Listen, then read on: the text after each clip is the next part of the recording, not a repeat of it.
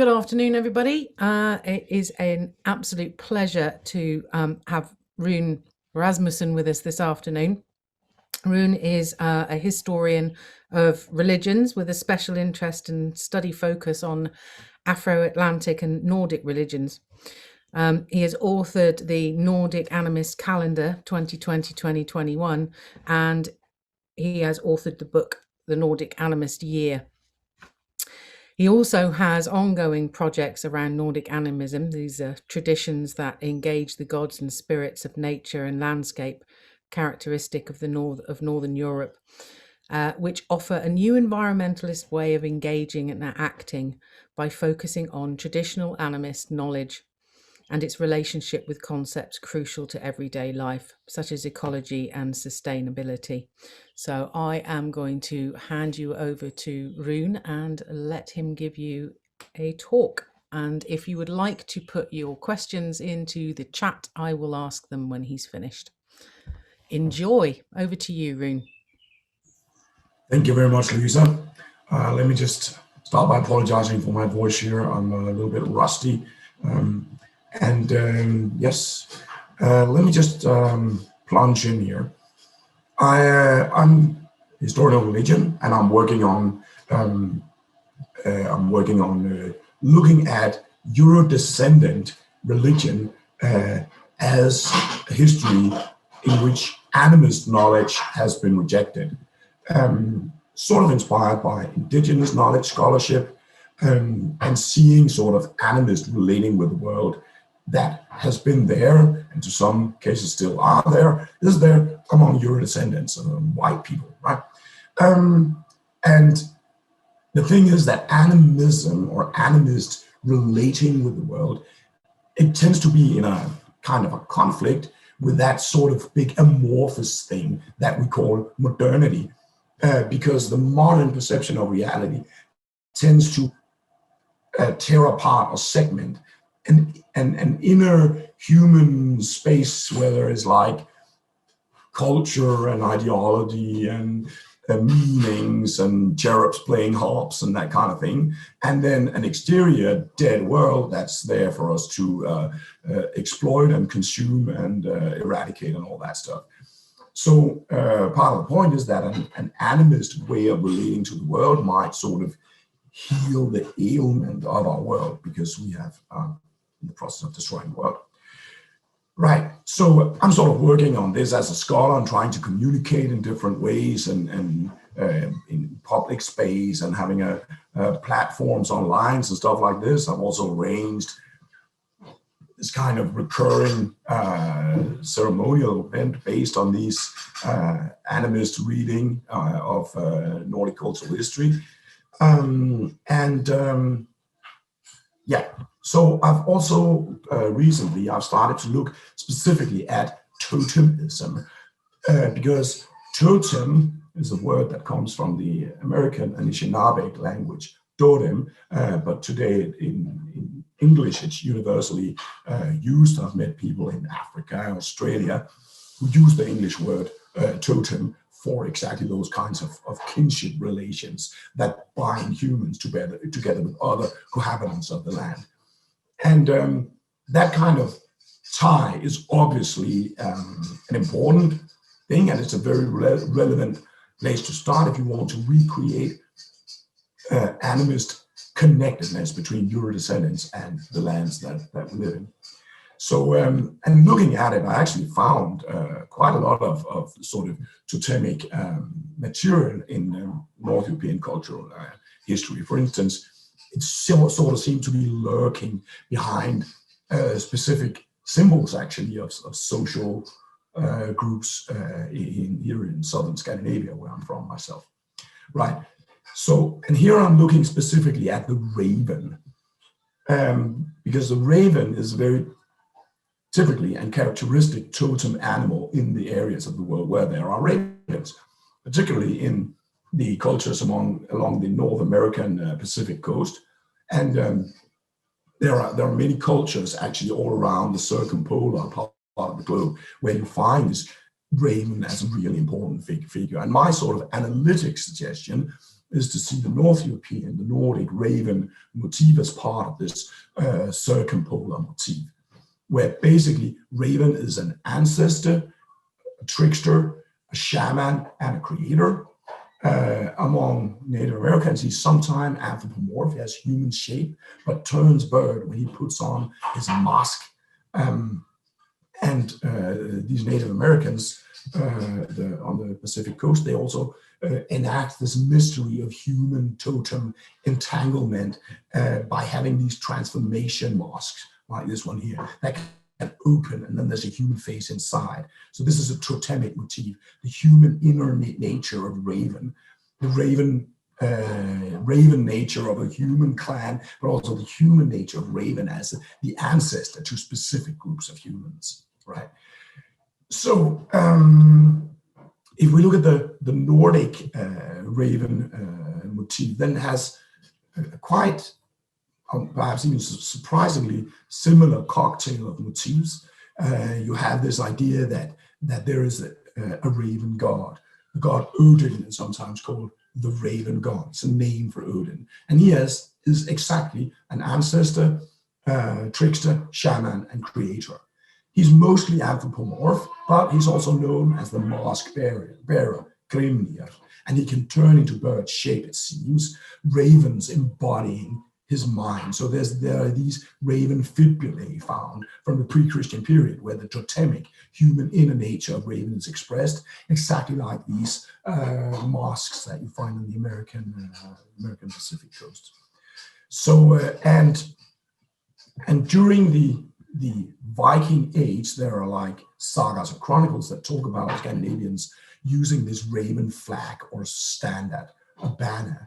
And there has been a lot of speculation about how that flag may have looked, but looking at different archaeological finds, it's not quite clear. But my thesis is primarily that scholarship has sort of tend to overlook the totemic part of this motif. The Nordic raven totem is part of this circumpolar raven motif that you find among Inuits and Tlingit, Haida, Chinchan, Waka, Native Americans, a lot of different peoples, even among Chinese, and possibly other European peoples as well. Because to my eyes, when people have exactly this motif as sort of a symbol that, for instance, they carry into a war or something like that, or when they have the raven god as the ancestor god of very different groups of Swedes, group of Danes, group of Norwegians, particularly the English, and when they're using this in war, then it seems as if there is a totemic, an overlooked totemic aspect of the symbol. So that's kind of the analytical thing that I've been trying to say. Then I connected this also to a couple of British scholars called Thomas and Patricia Thornton, and they looked at the Native American, specifically Raven myth, in order to see the time that we live in as the Raven scene, the age of Raven, where Raven is the trickster who's on the one side his gluttony and his selfishness actually symbolize humanity in our, infantile way of messing up the whole planet, but also in the creativity and wisdom and sort of capacity for adaptability that humanity needs, as we are now entering the period that the vulva, the female shaman or Sybil or something like that, a prophetess of our ancestors, predicted as the Ragnarok, the time where all bonds of kinship has broken down to such an extent that we are entering into a period of total ecological and social collapse, this is kind of another point of mine that I won't go into detail with here. But here's some pictures of China. This is because the Thorntons here, these scholars that I'm referring to, they actually use China as an example of where, according to them, in the Chinese Bronze Age, the Zhou culture took over from the Shang culture, and that, in the perspective of these scholars, represented a general movement in Chinese history where you move away from where you move away from Taoism towards Confucianism. And Taoism is this very organic, harmony-based, transformation-focused way of thinking of the world, where Confucianism is a much more anthropocentric, sort of conservative social compliance ideology. And we could perhaps see something similar going on in our own culture over time, because there's been this sort of tendency to reject, towards rejecting or domesticating the Raven symbolism. And this goes all the way back to the first encounters with Christianity, where we see that these Christian visionary experiences where evil heathens are symbolized by ravens, but then they convert to Christianity and are magically transformed into Christian peaceful doves. So this is a mythological domestication motif. And you see this very much in cultural history, that raven as a symbol becomes extremely demonized. It becomes a symbol of evil. It's called the apostle of Satan. I'm not kidding you, but also still associated with wisdom. And the idea of humans transforming into ravens is still there, but it becomes something very evil. It's something that witches do, or it's a curse or something like that. Particularly in southern Scandinavia, an important change happened in the 12th, 13th century between two kings, both named Valdemar the Great and Valdemar the Conqueror, where the battle omens changed. In the time of the father, it was still ravens that signaled the victory in a battle. That was Valdemar the Great, but his son, Valdemar the Conqueror, went to Estonia on a crusade. Apparently the Estonians deserved to be murdered because they were still heathen. So, and at that point, the raven had become obsolete. So that is where a specific flag came to replace, which later were to become the Danish flag, this one here. The white cross of the otherworldly, transcendent longing has completely replaced this totemic, trickster interconnectedness and codependence with the world in Valdemar's flag, right? So you see that there might have been a totemic symbol for specific groups of Scandinavians, and then a new kind of group symbol emerges that actually iconizes the rupture from the land more than the connection to it. And my point is, of course, to try to take back the raven. I'm going to try to describe a little bit my attempts to do that and how I've tried to work with this project. And before I start talking about this, I just have to mention a little something which is relevant whenever you're talking about any Euro-descendant culture, and that is that you always have a bit of a battle in front of you. You cannot work with deep culture, perceived core elements of perceived whiteness without enforcing stuff that is problematic, stuff that is associated with, say, white traditionalism is also somehow connected to, or can very easily be connected to, white supremacy. And this is particularly true for anything that just has the word Viking anywhere in its like general proximity, right? And this is catastrophic because it secludes normal, decent white people from our cultural heritage. And it secludes them inside that modernity, which is part of the problem because it ruptures people from relation to the land. Hence, the problematic associations cause the ongoing rejection of traditional animist knowledge. You see what I'm saying? So, and therefore you cannot engage with North European traditional animism without also not just being conscious about it or aware about it, but actively engaging, actually, stuff like racism and injustices connected to structural injustices, for instance, connected to whiteness. So, and you just have to face that struggle. And this is part of what makes Euro-traditional knowledge very difficult to work with, because you're not just fighting to make academics aware that elves and trolls are real and that we have to start respecting them. And then again, if we want to avoid the apocalypse, you also, by deep structural necessity, need to actually fight white supremacy in the same go. You can't just leave that behind and say, okay, I think that's really important, but I'm going to focus on climate change. I try not to whine too much about it, because at the end of the day, it might actually, this unavoidable nature of this issue might be sort of connected to the unavoidable nature of these issues from the point of view of the people who experience structural oppressions.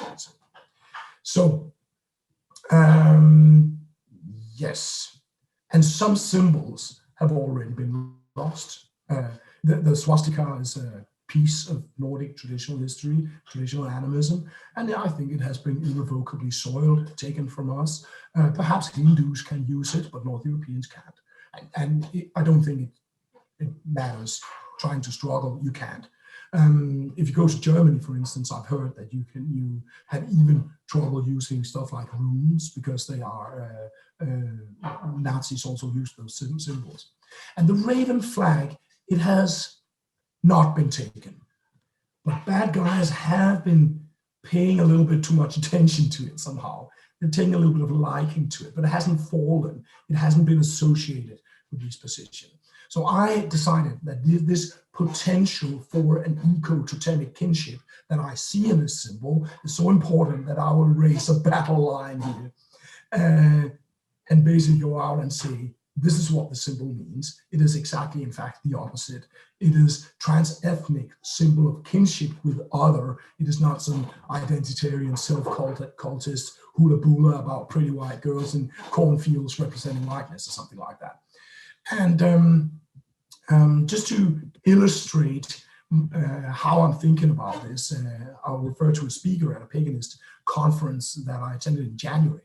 And she had experienced pain of seeing the American flag used by these capital insurrectionists, and that happened not so far before that. And she encouraged people to contemplate on the positive values that she associated with this symbol, the American flag, the stars and stripes.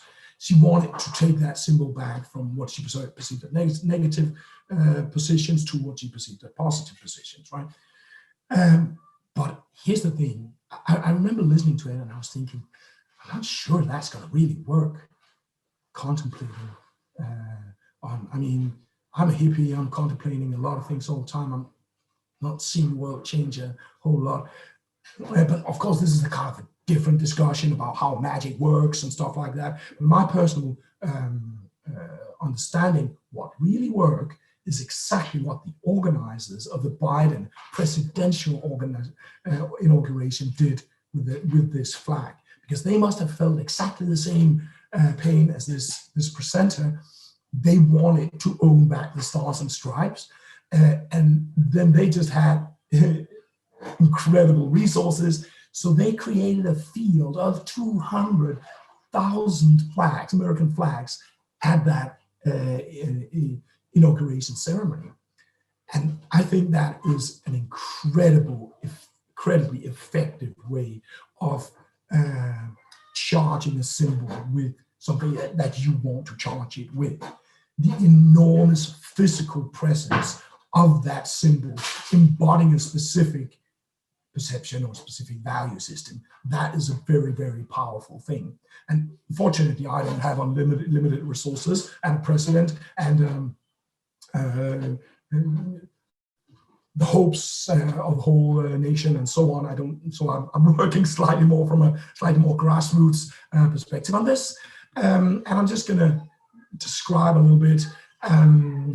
I have been thinking with and looking at this Raven totemism for some time, and I've been kind of working myself with making designs of this whole sort of human bird connectedness and based on how it appears in the archaeological finds and so on.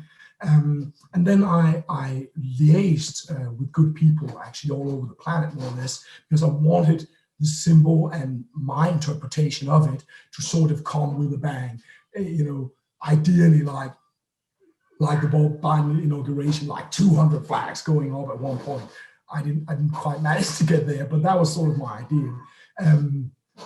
So I contacted a lot of people and liaised with them about this idea and said, hey, are you on board with this? And some said yes, and some said, wow, that's amazing, and some ignored me, but some people are sort of working with this. And the problem is that, part of the problem is that in order to make stuff like this real, you have to make it physical. This is the final design that came out of a very long process of developing, looking at different archaeological finds, creating the central mask that you see there in the center of the Raven, and also colors. A lot of thought went into that in order to make the colors very much not look Nazi. My original idea was I wanted to hack the Danish flag, but if you use the colors of the Danish flag with this, then it just looked a little bit too Nazi. And a lot of people just remarked that, so I gave that up. And maybe there's a fundamental point to that also, in the sense that this symbol is not national, it's totemic. And our national identitarian ethnic way of thinking about social connection is a different one than the totemic one that looks at connection with other beings. But part of the problem that I faced with this is that the need to make it physical, like in the Biennial inauguration. There is an incredible physicality to having 200,000 stars and stripes placed in the middle of Washington. And I also think that there's a magic in this, the imminence of something physical being used with an intention. That is where the contemplative and all the meanings that I've developed inside my head, where they become real and where they become manifest in the world.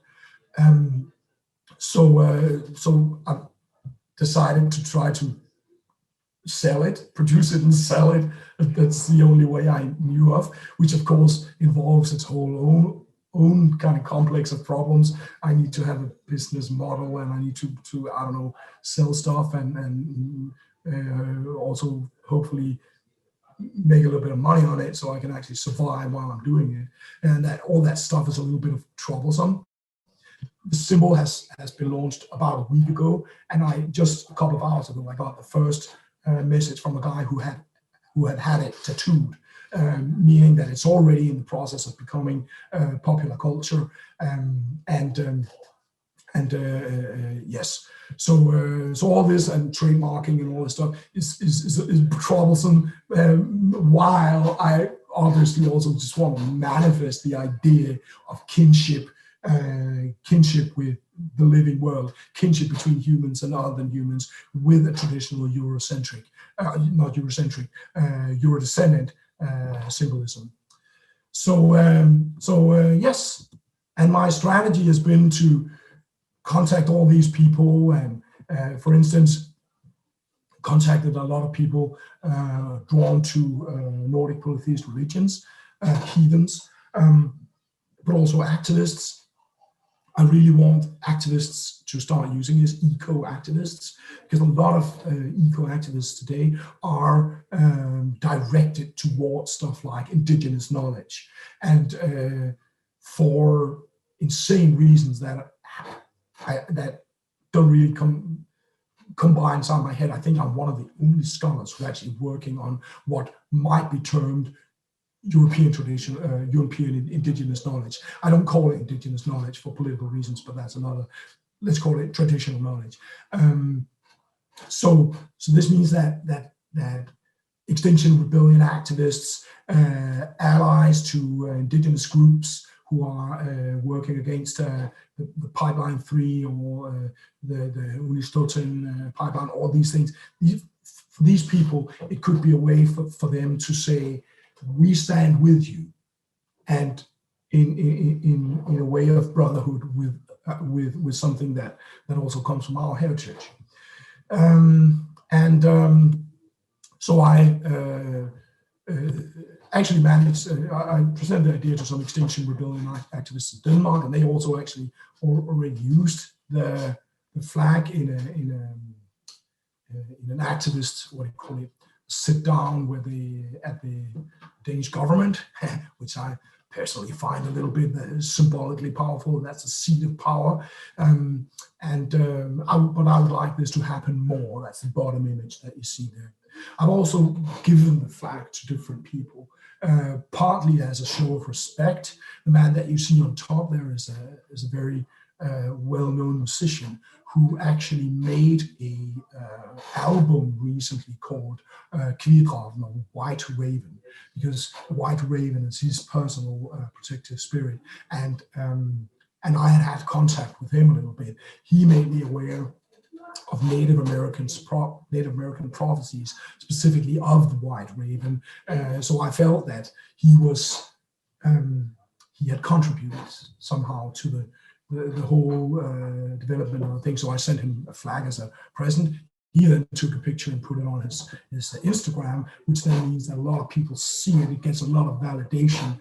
So there's this thing about on the one side, respecting something that's spiritual, and then this whole weird social media space where it also means that is in a sense useful for manifesting this symbol. Yes, so these are the kind of exposure that I'm trying to create in order to sort of bring into the world this one. Oh, by the way, I'm also wearing a t-shirt. I just remember I had a t-shirt made. But these are kind of ways of trying to make real that symbol, a symbol that can, I think, should take that I think could play an important role in manifesting kinship ties with nature, an eco-animist attitude to community. I think the Thorntons, those British scholars that I mentioned in the beginning, they are profoundly right somehow that this idea of humanity as associated with Raven as this really ambiguous trickster figure that both messes up things but creates the world in the process, and that the wisdom that's in there is a wisdom that can connect us to our traditional knowledge and our trajectories of traditional knowledge, and bring them into our age, not as just like these images of very distant imagined pasts that might not be particularly relevant for us today. I mean, a Viking raven banner is probably not particularly relevant for us today, because it has a little bit too much of a feeling of we're gonna kill you and the ravens are gonna eat your eyes and more. That's probably what most people would think about it.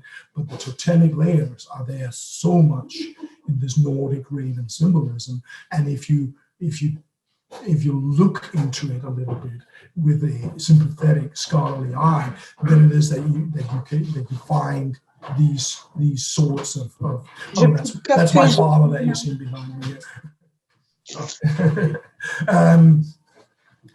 Then it is that you find these symbolisms that I think can speak in very compelling ways, or we can into our time, but we can dialogue with these kind of symbolisms in a way where they can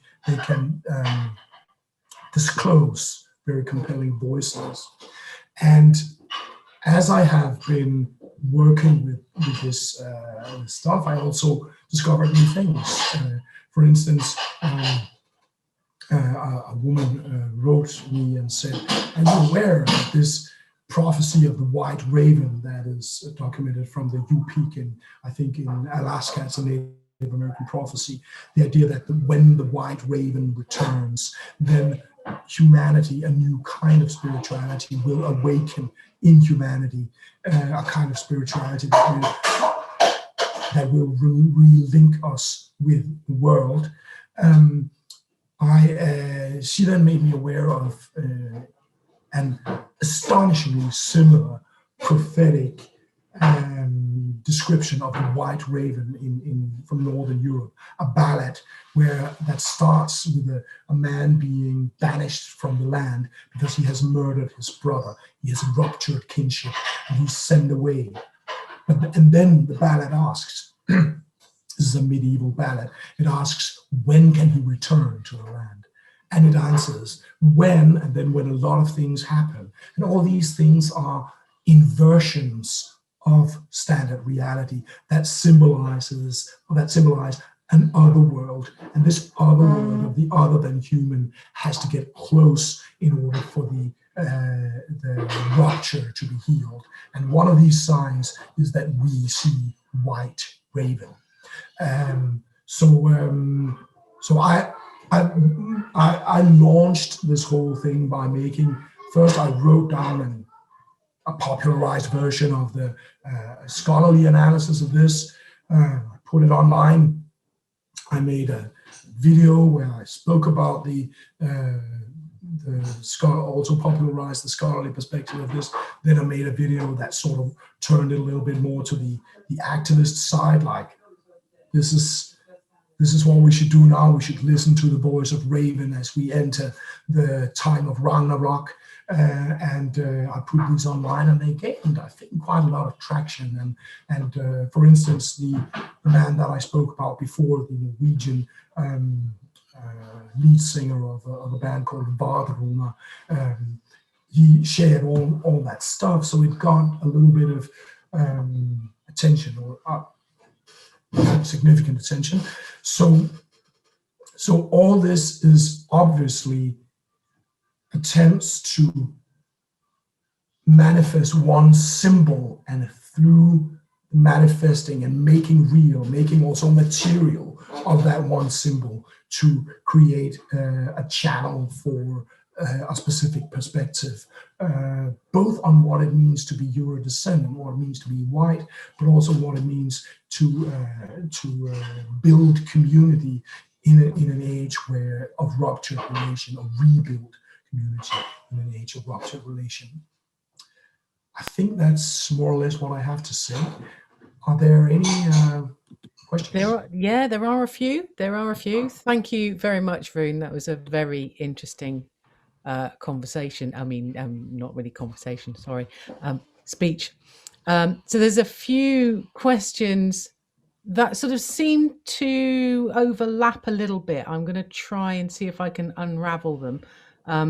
So there was a question from Deborah, which was, her wording is, I'm intrigued by your vision of the power you see in the potential of this totem. But do you have a sense of the qualities that it will give rise to? Do you feel that you need to somehow control that? Or do you think that it's just a common symbol, but you allow it in a way to just take its own form depending on where in the world it sits? I just see here that somebody is musing about the organic chaos in my background. I'm really sorry for that. I'm in my parents' house, and there's a kitchen just below. Sorry, I thought I would only get my voice. Anyway, let me get back to that question. Yes, I do feel some level of responsibility. Primarily the kind of responsibility that I feel is about nationalist, particularly white nationalist usages of the symbol. I feel a responsibility to, I don't want to use the word rescue, but we feel the responsibility to point the symbol away from this particular tendency, because I think it is contrary to the fundamental meanings of the symbol. And that means that it is it's part of those domesticating things that Euro-animism has been subjected to. If a symbol like that is made into a nationalist symbol, then it is subjected to a specific way of being defined that takes it out of alignment with its deep purpose. So in a sense, I think that particular responsibility and that way of trying to direct the symbol, I feel it flows from the symbol itself, or from Raven itself. Beyond that, I think I am in the process of channeling something into the world. And I also acknowledge that is difficult to control, also this being a trickster figure means that it's perhaps not supposed to be controlled, but perhaps supposed to be trusted to mess with my expectations at some level. So beyond this specific whiteness nationalism oriented detail, I sort of trust in Raven's voice to bring the white things into the world. Yeah, I think I can go with you on that one. I work quite a lot with Raven, and yes, there's that tricksy side. That's all part of the teaching.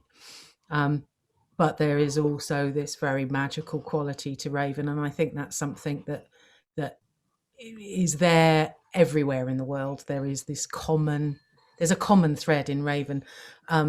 There's an interesting question right at the beginning from somebody who, from Guy.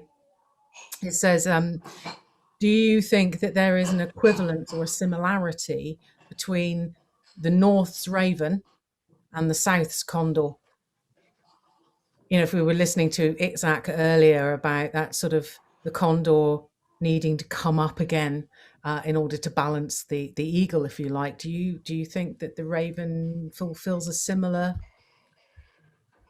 I'm gonna have to be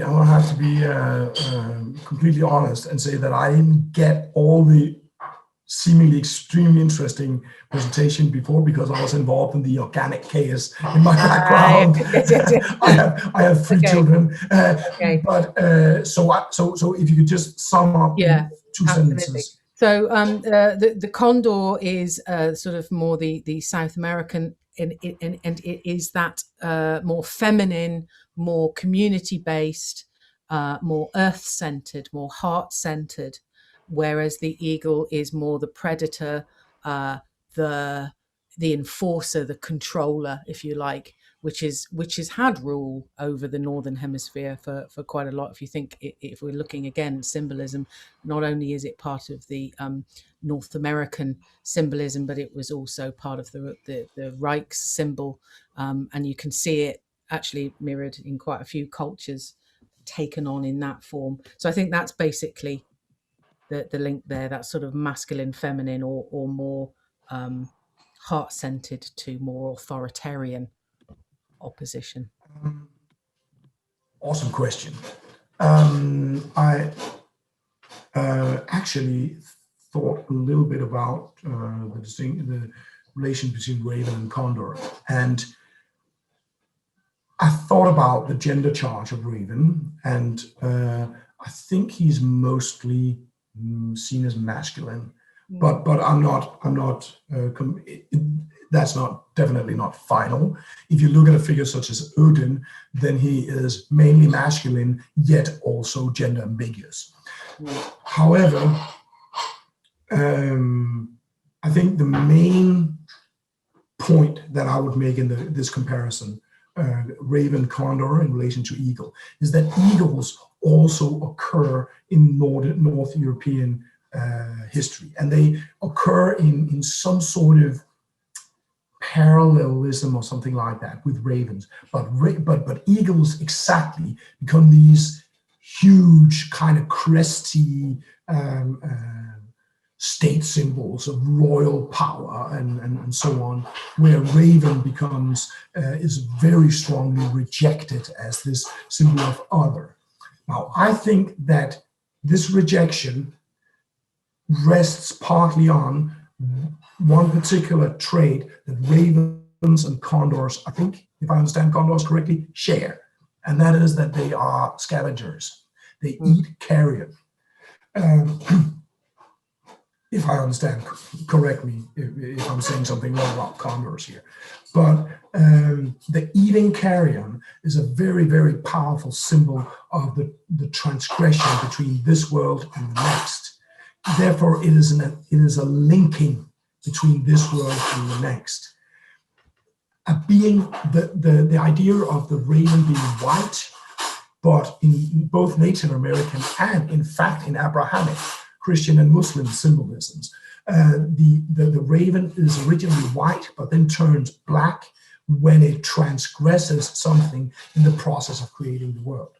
This transgression is in Native American mythology that raven steals the light from the chief of heaven and brings it down to the earth. He transforms into human shape, steals the light, and brings it to humanity.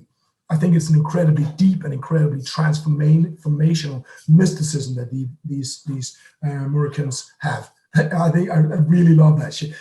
Because it is that darkest of beings from the sky that takes light and gives it to humanity. And in that process, it turns from white to dark. In the Abrahamic mythologies, you have a surprisingly similar idea about raven connected to creation of the land. Noah sends out raven over the deluge, and raven is actually the one, it's sort of implied in the biblical text, who perhaps raises up the land from the flooded world.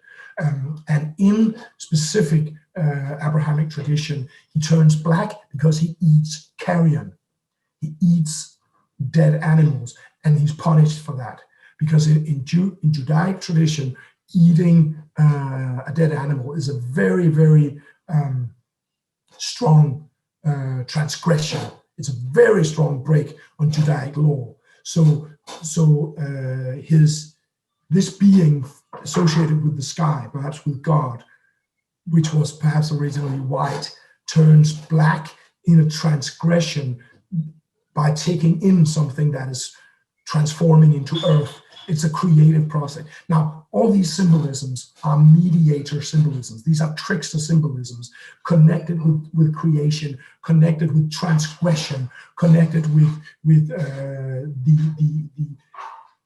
the entanglement of humanity with other than humans and so on. And this eating carrion is characteristic of raven, and I would imagine also for condors, that these are beings from the sky who eat dead stuff. So there might be trickster characteristics that are very typical, very prominent in raven, and might also be in condor. And exactly these characteristics are important in what we're talking about here, the alternative to perhaps patriarchal dominance models that could have been iconized in eagle. When you look at what symbols have been associated with the god Odin, who's a very ambiguous god, then eagles have also been associated with Odin, but nobody thinks about that. Nobody thinks, and Odin was also a deity that was connected with madness and shamanism and transgender and blah, blah, blah, but also with power, royal power and so on, perhaps iconized in eagle, but nobody thinks about that. Everybody are into ravens, everybody gets raven tattoos all over the place and so on. So I think I didn't hear the detail of the raven or the condor eagle complex that was spoken about before, but there might be something similar here. Does it make sense, Wednesday? Yes, absolutely, and I think there's been some comments that have validated that actually, that very much is the sort of link between them. I am aware that we're running out of time, so I'm not going to be able to get through all of these questions, and I do hope that you get a chance to have a look in the chat room and have a look, because there are some interesting questions in there, and there is certainly a lot of interest and respect for what you've said today. I'm going to just throw one more in there that I think is really pertinent and useful going forward. So what would you, this is from Walker Parish, so what would you encourage everyday people to do with this white raven symbol? I would encourage them. It comes after a different recommendation. The first recommendation is to be active in eco-activism. Yeah. But use the white raven when you do that, because that will empower this eco-activism. Part of the problem, as a friend of mine has been making aware with contemporary eco-activism, is that it has no history. It's only operating in now and future. It's not operating in, we have a history of understanding this. The Ragnarok myth was conceived in a moment of reflection on actual experience, climate change and climate cataclysm. We have a history of understanding this, and we need to take back into that history. And White Raven can channel that and thereby empower the eco-activism that we should all be doing. Yeah, indeed. So I just would like to clarify on that little point. So without us having to have any pre-knowledge or sense of what the White Raven is, the White Raven itself has enough history that it already packs that punch. Is that sort of what you're saying? Is that why you've picked this particular symbol, that we don't have to power it up, we add to that power, it's already got it, so if we use it, it's going to help us? Is that right? If you yes, I think so. Let me just show you let me just show you the sign. If you look at the design, it is humanity connected with a bird, nature. That it is that simple. It is that direct. I can say this with hyper complex ontological term anthropology word that nobody understands, but forget about that. It means humanity connected to nature, and at one level, it's that simple.